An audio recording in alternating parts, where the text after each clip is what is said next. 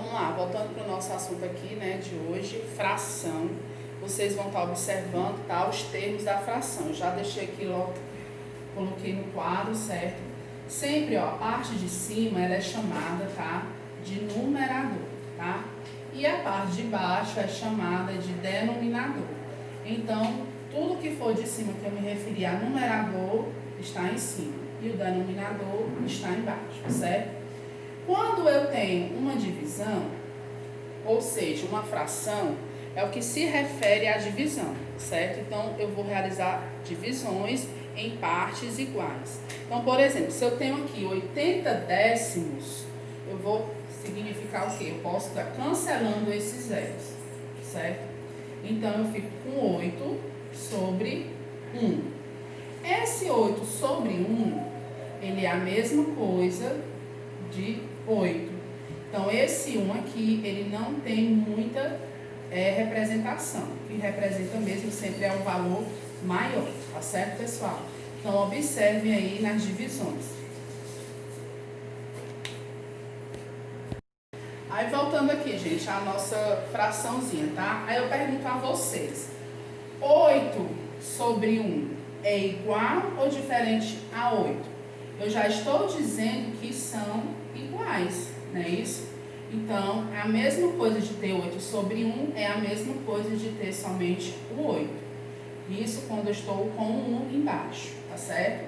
Quando eu realizo a divisão por 10, se meu número tem zeros, eu posso fazer o método do cancelamento, como eu já havia explicado nas aulas anteriores, tá certo? Então, visualizem os numeradores, tá? E os denominadores, para que vocês comecem a se familiarizar, né, com a escrita das frações, ok? Eu já vou prosseguindo para a próxima página e vocês acompanhem também, ok? Pessoal, de volta, né, observando gráficos para poder fazer a escrita da fração através de observações dos gráficos. Então, analisem aqui, coloquei já no quadro 2 gráficos, tá?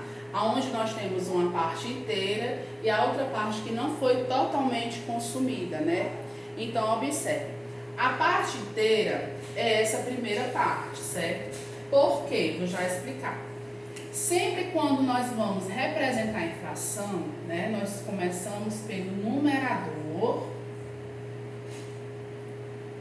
e depois pelo denominador, que é o número de baixo, certo?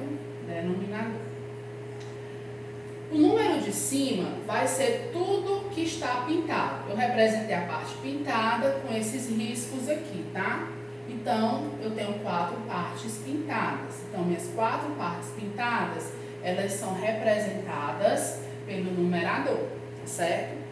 E a parte do denominador significa as partes que foram divididas na minha figura. Então, eu tenho quantas partes nessa figura? Também 4, tá? Então, quando isso acontece, quando o numerador, ele também é o mesmo valor do denominador, eu digo que eu tenho um inteiro. Por que, professor, eu tenho um inteiro? Porque a divisão de 4 por 4 vai ser exatamente 1. E ele é representado pela palavra inteiro. Vejam que ela está realmente toda pintada, está inteira, certo? Agora eu vou mostrar para vocês um outro exemplo quando o gráfico não está na forma inteira, tá? Então, observe. Nós vamos analisar também o numerador e vamos analisar também o denominador.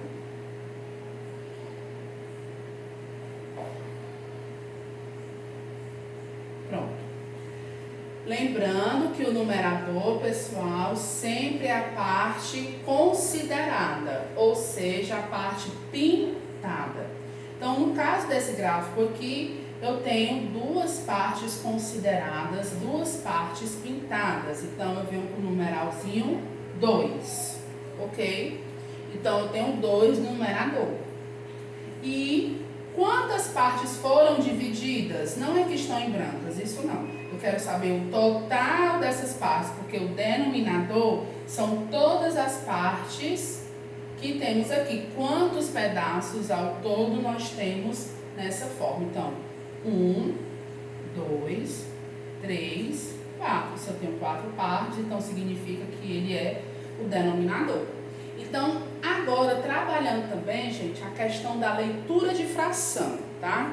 Ela não é normalmente como utilizamos com números naturais, né? Em cima, sim, são números naturais, mas embaixo, alguns números, eles mudam de nomenclatura, ok? Então, observe, ó. O 4, embaixo do denominador, ele muda, quartos. Ou seja, esse número aqui, ele tem uma forma ordinal de falar. Isso quando ele é somente o 4. Mas se ele fosse um 40, né? Como seria a leitura? Então, a partir do número 11 até o 99, eu uso a palavra avos. Se fosse um 40, por exemplo, eu dizia que aqui era 4 e aqui 40 avos, ok? Se fosse um 10, como é que eu ia ler? Então, eu ia dizer que seria 4 décimos. Lembrando, o 10, o 100 e o 1000, eles possuem nomenclaturas próprias. O 10 é décimo, o 100 é centésimos e o 1000 são milésimos. Certo, pessoal? E do número 2 até o número 9 não, até o número 10, vamos botar assim, a gente usa em formas de ordinais. Apenas o 3 que eu chamo de terça parte. O 3 é chamado de terça. Então, por exemplo, se eu tiver 1 e o 3 embaixo, não vou falar um terça, né? Porque o 1 é masculino. Um terço, tá? Então, pode ser terça ou terço. Terço, tá? Um terço. Se for um 4, como eu já falei lá na outra questão, um quarto. Se for um 5, como é que eu vou falar? Um quinto. Se for 2, é um segundo? Não.